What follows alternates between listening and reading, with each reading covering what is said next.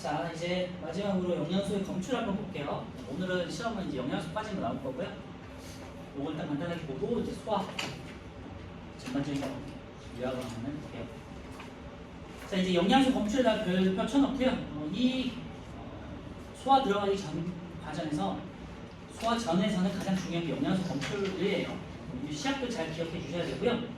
그래서 시약과 시약이 어떻게 색깔이 변하는지를 잘 기억해 주셔야 돼요. 자, 녹말 같은 경우는요.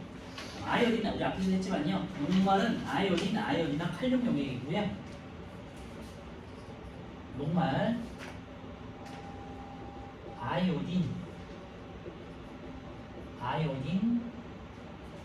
화칼륨이고요. 이름 잘 기억해 주시고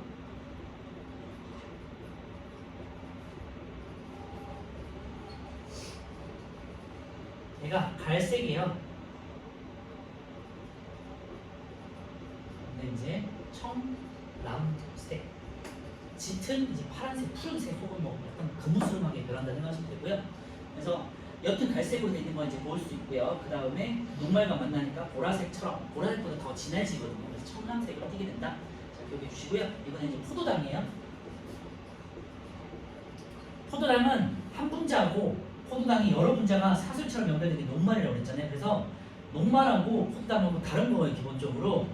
그리고 그래서 다른 거기 때문에 시약도 다른 걸 써야 되는 거예요. 알겠죠?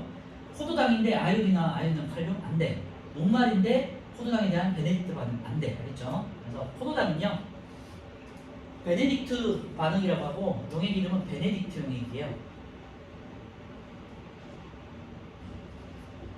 요거는 여러 약품들을 이제 섞은 거기 때문에 알 필요는 없고요. 이름만 기억하세요. 베네딕트 용액이라고 하고요. 그 다음에 색깔이 푸른색이죠. 왼쪽으로 이제 그림을 보시면 베네딕트 용액이 약간 푸르스름한데요. 약간 보랏빛 나는 푸른색인데 얘가 황적색이 돼요. 그래서 푸른색이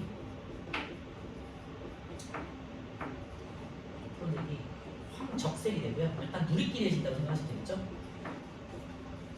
중요한 건요. 베네딕트 반응을 할 때 포도당을 검출하는 베네딕트 용액은요. 항상 이게 가장 중요한데요. 가열을 시켜줘야 돼요. 그래서 이게 이제 지문에 나오니까 기억해 주세요. 거기를 보시면 포도당 검출에 가열돼 있죠. 가열에다 동그랗게 쳐놓고요. 왜냐면 이 용액 자체는 실온에서는 반응을 거의 안 해요. 그래서 얘를 포도당에 넣고 반응을 보려면 한 일주일 넘게 걸려요. 그래서 반응이 굉장히 더디기 때문에 반응을 좀 빨리 해주기 위해서 가열을 시켜줘야 돼요. 온도를 공급하면은 이제 촉매라는 게 이제 활성화되면서 반응을 좀 빨리 하거든요. 그래서 베네딕트 용액을 넣을 때 항상 가열을 시켜줘야 돼요. 가열시켜주면서 베네딕트 용액을 넣고 색반응을 보면은 이제 포도당 검출을 확인할 수 있어요. 그래서 포도당은 베네딕트 용액도 중요하지만 가열을 해야 된다는 거예요. 4개 시약 중에서 유일하게 가열을 해야 된다는 걸 꼭 기억해 주세요.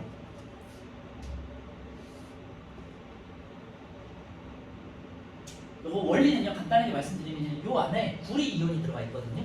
구리 이온이 들어있는데 얘가 포도당하고 반응하면요, 구리는 무슨 색인 줄 알아요? 물에 녹아있을 때? 파란색이에요, 파란색. 그런데 얘가 포도당과 반응을 해서 어떻게 바뀌게 되면요, 얘가 약간 요색이 돼요. 갈색 물이 무시하게 빨갛게 돼요. 약간 빨갛게 황정색이 되겠죠. 약간 빨간빛이 도는 색이 바뀌어요. 그래서 구리가 석출이 되면 이렇게 이제 빨간색이 되거든요. 그래서 베네딕트 용액이 있는 구리 이온과 포도당이 만나서 색깔이 난다. 이렇게 그냥 간단히 기억해 주시면 될 것 같고요. 어쨌건 가열해야 된다. 그 다음에 이제 단백질이겠죠? 단백질 같은 경우는 이제 두 가지 용액을 마찬가지로 썼는데요. 뭐 숫자는 기억할 필요는 없고요. 5% 수산화나트륨 기억해 주시고 NaOH 이렇게 쓸게요. 그 다음에 황산구리 1%, 2번. 그래서 제2황산구리하고 수산화나트륨을 섞어서 이제 만들고요. 여러분들이 직접 만들 수도 있어요. 이제 약품만 있으면 수산화나트륨하고 황산구리를 섞어서 이제 시약을 만들고요. 여기에서 요거를 우리가 이름은 뷰렌 용액이라고 해요. 책에 안 쓰여있는데 한번 써놓으시면 좋을 것 같고요. 뷰렌 용액은 많이 다루기 때문에 이름을 5% 수산화나트륨하고 1% 황산물을 합친 걸 뷰렌 용액이란다 해서 여기다 써놓고요. 색깔은요, 책에서도 나와있지만요, 약간 옅은 푸른색인데요. 옅은 푸른색이 이제 뷰렉 반응을 하면은 이제 보라색이 이렇게 푸른색하고 보라색이 비슷하긴 한데 옅은 색이기 때문에 약간 묽다고 생각하시면 되고요. 이거는 보라색은 진하게 변해요. 그래서 충분히 변화를 볼 수 있고요. 그 다음에 이제 마지막 지방. 지방은 이제 이것도 이제 뭔가를 섞은 건데 이름이 있어요. 수단3라고 해요. 그리고 이 색깔은요, 선홍색인데 선홍색은 약간 핑크빛 또는 맑은 색이라고 생각하시면 돼요. 맑은 핑크빛 이렇게 생각하시면 되고요. 색깔이 좀 원래 평소에는 되게 이뻐요. 근데 이제 지방하고 만나면 약간 이제 뻘겋게 변해요. 그래서 진홍색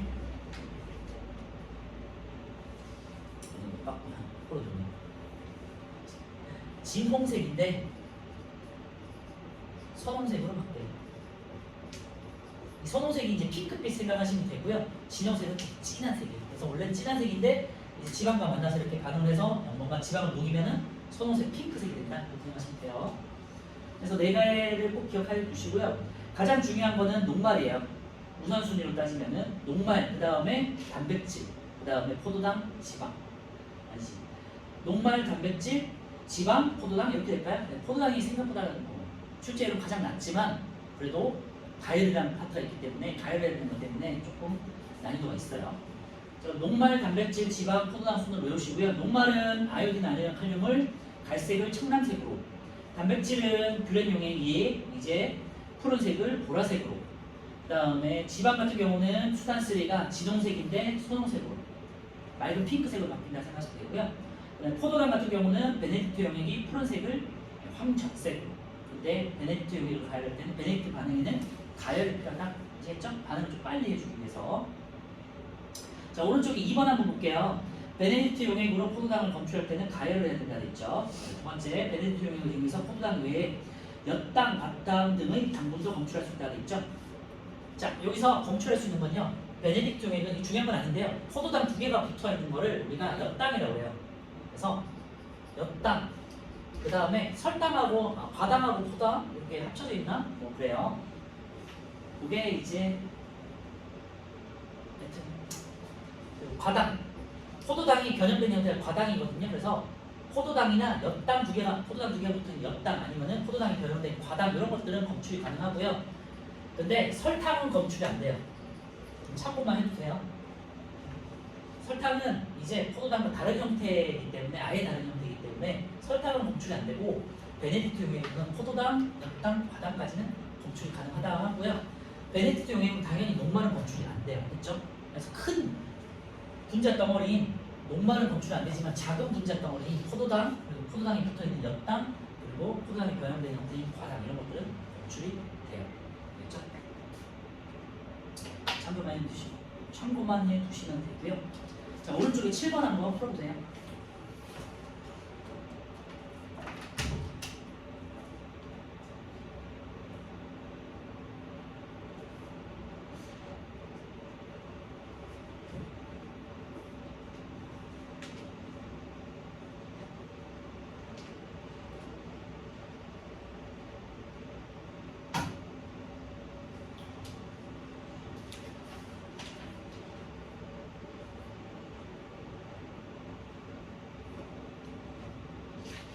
그래서 오늘 배운 내용 중에서는 이 영양소 검출이 가장 중요한 내용이니까 잘 기억해 두시고요. 시험에도 나오겠죠?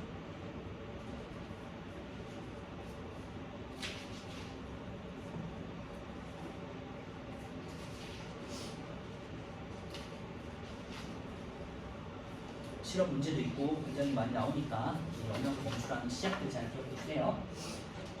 자, 기억은 녹말이고요. 아요딘, 알루미늄, 칼륨, 청藍색, 포도당은요 베네딕트 용액이라고 하고요. 황적색 꼭 가열을 해줘야 된다. 단백질은요 뷰렌 용액이라고 하는데 5% 수산화나트륨과 1% 황산물이 수용액이고요. 그 다음에 보라색으로 변한다. 지방은요 수단3고요.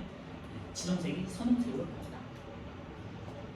자, 이제 12페이지는 수화, 간단한 개념만 정리하고 이제 마칠게요. 수화라는 건요 얘를 보면 탄수화물, 단백질, 지방 이런 애들 굉장히 큰 분자거든요. 근데 우리 몸에 흡수가 안 되잖아. 그러니까 잘게 쪼개서 흡수되게 해주는 게 소화예요. 소화가 이루어지는 곳은 소장이에요. 자, 소화. 음식물 속의 크기가 큰 영양소를 크기가 작은 아주 작은 하나의 단위 영양소로 분해하는 과정이고요. 그래서 탄수화물은 포도당으로, 단백질은 아미노산으로, 지방은 지방산과 모노글리세리드라는 걸로 쪼개서 흡수할 수 있게 해주는 게 소화예요. 자, 소화의 필요성은요. 영양소를 세포로 흡수하여 이용하려면 세포가 우리가 세포호흡을 할 때 뭐가 필요하지? 포도당이 필요하잖아, 그지? 포도당이 몸에 들어가야 되잖아. 그러니까 잘게 쪼개주는 거죠. 밑줄에 놓으세요. 영양소의 크기가 세포막을 통과할 수 있을 만큼 작아야 되잖아요. 그러니까 세포막을 통과할 수 있도록 작게 분해시켜주는 과정이 소화예요. 그리고 이때 소화에 작용하는 효소가 있거든요. 이걸 소화 효소라고 하고요. 크기가 큰 영양소를 크기가 작은 영양소로 분해하는 물질이고 단백질로 되어 있어요. 자, 각각의 소화 요소는 한 종류의 영양소를 분해한다. 여기다 밑줄에 놓으시고요. 예를 들면 탄수화물을 분해하는 소화 요소는 탄수화물만 분해해요. 그리고 지방을 분해하는 소화 요소는 지방을만 분해해요. 그래서 뒤에 가면 여러 가지 소화 요소가 굉장히 많이 나올 거거든요. 참고로 14페이지 한번 넘겨보시면요. 6번의 소화의 전 과정 해가지고 여러 가지 과정이 되게 복잡하게 되어 있죠. 입부터 시작해서 소장까지 쭉 이제 나열되어 있고 여러 가지 소화 효소들이 관여하는 걸 볼 수 있고요. 위에 이제 4번에 보시면 소장에서의 소화 요소가 해가지고 소장에서만 이렇게 많은 소화 요소들이 있어요. 이걸 나중에 이제 시험 때 한번 외우셔야 될 것 같고요. 다시 돌아와가지고요. 소화 요소는 다시 정리하면요. 소화 요소는 한 종류의 영양소로만 분해를 하고요. 탄수화물은 탄수화물만, 단백질은 단백질만, 지방 소화 요소는 지방만 분해를 한다고 말씀드렸어요. 그리고요. 각각의 위에도 위 소장에서 활성화되는 소화 요소들이 다 달라요. 그리고 체온 범위에서 가장 활발하게 작용한다는 게 여기다 밑줄에 놓으시고요. 왜냐? 단백질로 되어 있기 때문에 열의 변성이 되기 때문이에요. 그래서 여러분들 뭐 40도 이상 되는 고온에서는 소화가 잘 안 되는데 그 이유가 소화 효소가 변성이 되기 때문에 소화가 잘 안 됩니다. 자, 이번 소화계인데요. 소화계는 그러면 소화 기능을 가지고 있는 기관들은 뭐가 있느냐 볼게요. 일단 관으로 된 거 있죠. 입부터 시작해서 관으로 연결된 것들. 이제 소화 관으로 연결된 것들은요. 오른쪽에 있어요. 그림에 입, 식도, 위, 소장, 대장, 항문까지가 소화 관으로 연결된 하나의 관으로 쭉 이어져 있죠. 여러분들 음식물 먹었어. 그 다음에 입으로 들어가서 식도를 거쳐서 그 다음에 위를 거쳐서 소장을 거쳐서 대장까지 가죠. 그래서 입을 거쳐서 그 다음에 식도를 거쳐서 그 다음에 이렇게 주머니가 있어요. 여기 이제 위가 되겠고요. 그 다음에 소장으로 작은 주머니를 해서 이렇게 꼬여있죠. 소장. 그 다음에 소장 끝에서 이렇게 말려서 크게 이렇게 빠져나가는 부분이 이제 대장이고요. 대장의 마지막이 여기가 이제 항문이죠. 그래서 입, 여기가 식도, 위, 소장, 대장, 항문 이런 순으로 이제 음식물이 통해서 밖으로 나가는 거고요. 소화의 산물의 찌꺼기가 대변이에요. 아시겠죠? 그래서 대변은 배설이 아니라 소화에 들어가요. 이렇게 대장도, 대장 항문도 그리고요. 요 사이에 이제 간이 있고요. 소화 효소와 뭐 여러 가지 소화를 도와주는 간이 있고 이 밑에 이자라는 길쭉한 이자가 있고요. 간 아래쪽에 이제 쓸개라는 쓸개 혹시 들어봤나요? 그래서 간, 쓸개, 이자까지 얘네가 다 소화 기관들이에요. 그래서 얘네는요 이제 침샘부터 시작해서요. 침이 나오는 침샘, 그 다음에 간, 쓸개, 이자 이런 것들을 우리가 소화샘이라고 해요. 소화를 도와주는 효소들을 분비하는 것, 소화액을 분비하는 애들을 소화샘이라고 해요. 소화관으로 연결된, 다시 정리할게요. 입, 식도, 위, 소장, 대장, 항문이 있고요. 그 다음에 소화액이나 소화효소를 분비하는 침샘, 간, 쓸개, 이자까지가 소화기관이에요. 자, 오른쪽에 8번, 9번까지만 풀고 마무리할게요. 이과 위에서는 이제부터는 다음 주에 이제 할게요.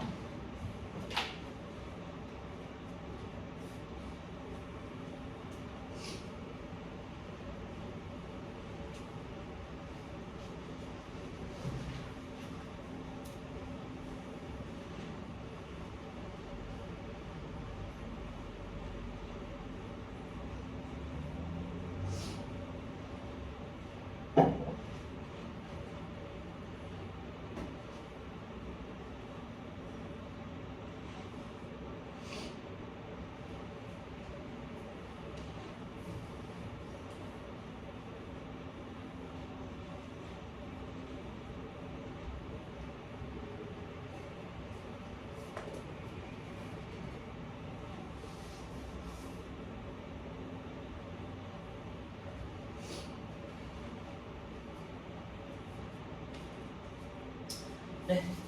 1번 몸의 구성성분 중 가장 많다. 그냥 8번. A는 입, B는 식도, C는 간, D는 위, E는 이자라는 길쭉한 거 있죠? 그래서 위치 잘 한번 보시고요. 그리고 생물 같은 거 할 때는 제가 뭐 계속 말씀드리지만 구조를 먼저 외우시고요. 그 다음에 구조를 외우고 그 다음에 기능을 따로 외우세요. 기능은 나중에 외우는 거예요. 구조, 그러니까 위치와 구조를 먼저 꼭 기억하세요. 자, C는 간이고 D는 위고요. 주머니. 그 다음에 간은 세모 모양으로 되어 있죠? 그리고 E는 이자고요. 길쭉하게 되어 있는 거. 그 다음에 간하고 이자 사이에 조그만 주머니가 있어요. 그게 쓸개인데 참고해 주시고요. 그 다음에 E는 이자, F 소장, G는 대장균. 음식물이 이동하는 경로는요. 간의 순서대로 입식도 위 이런 순서대로 A, B, D, F, G가 되겠죠. 예. 여기까지 할까요? 혹시 화장실 가실 분들 있나요?